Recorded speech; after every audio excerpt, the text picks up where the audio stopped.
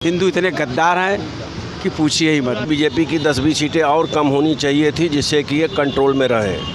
नमस्कार, जनमुखियन जी लाइव से मैं अंशुमान राय।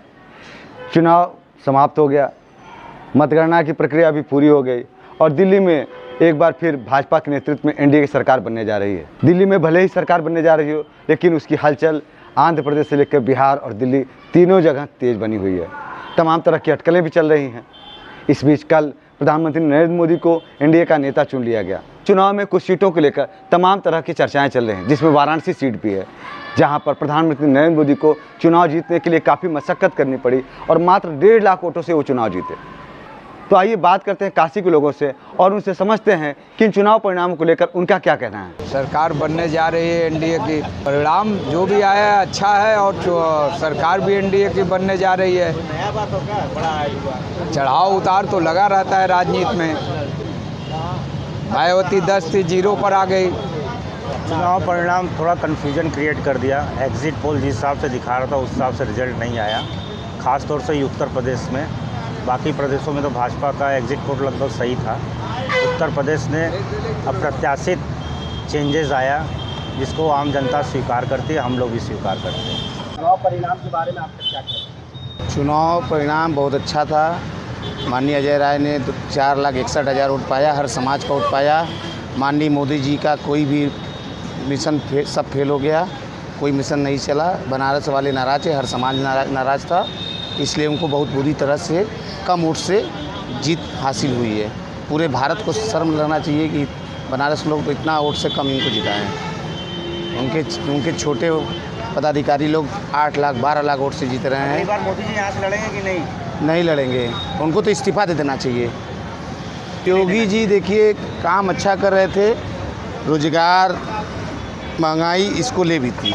इस बार चुनाव परिणाम विपक्ष के लिए बहुत सुखदायी रहा। विपक्ष मजबूत हुआ है और ये चुनाव मोदी जी के खिलाफ इस बार चला गया। यहाँ बनारस की जनता ने कांग्रेस के अजय राय को बहुमत नहीं दिया, लेकिन फिर भी उनको सम्मानजनक स्थिति में पहुंचा दिया। और मोदी जी को यहाँ से 1.5 लाख वोट से जीतना बहुत बड़ी जीत नहीं कहाएगी, क्योंकि 10 लाख का ये लोग जो हवा बांध रहे थे वो हवा ही रह गया और विपक्ष बहुत मजबूत हुआ इस चुनाव में। यूपी में अखिलेश यादव बहुत मजबूत हुए हैं और 27 की लड़ाई ज़बरदस्त लड़ेंगे। देखिए, चुनाव परिणाम की अगर हम लोग बात करें तो हम लोग उत्तर प्रदेश के निवासी हैं और उत्तर प्रदेश ने इस बार लोकसभा के चुनाव में इतिहास रच दिया है। उन्होंने नफ़रत के नाम पर जो राजनीति करने वाले लोग हैं, जो राम को बेचने वाले लोग हैं, जो कट्टरता पैदा करने वाले लोग हैं, जो देश का विभाजन चाहते थे, जो संविधान को ख़त्म करना चाहते थे, उनको उत्तर प्रदेश की जनता ने मुंहतोड़ जवाब दिया है। राष्ट्रीय फलक पर भी जो चुनाव परिणाम आए हैं वो काफ़ी चौंकाने वाले नहीं, काफ़ी धरातल पे सही है, क्योंकि तानाशाही सरकार एक हो जाती है जो ज़्यादा बहुमत से आते हैं। और मोदी जी जैसा आदमी जो कि निहायत घमंडी और लोगों से मिलने जुलने के जान के ज़मीनी चीज़ें न जाने, उसके लिए ये ज़रूरी था। उसका मुख्यमंत्री भी उत्तर प्रदेश का उसी तरह से है। वो मंदिर के पुजारी के अलावा वो क्या जानते हैं कि लोगों को क्या तकलीफ़ है। तो अदर पार्टियां कम से कम इस बात को उनको एहसास करा दी कि जनता तकलीफ़ में है। आप खाली ऊपर की चीज़ें दिखावा करने से नहीं करता। उसका एक बड़ा उदाहरण आपको दे दें कि बनारस में आप जहाँ बैठे हैं, मोदी का क्षेत्र है, जहाँ मोदी जी आते हैं उस एरिया में लाइटें लगी हैं। जिस एरिया में आते हैं उधर रोड बनता है।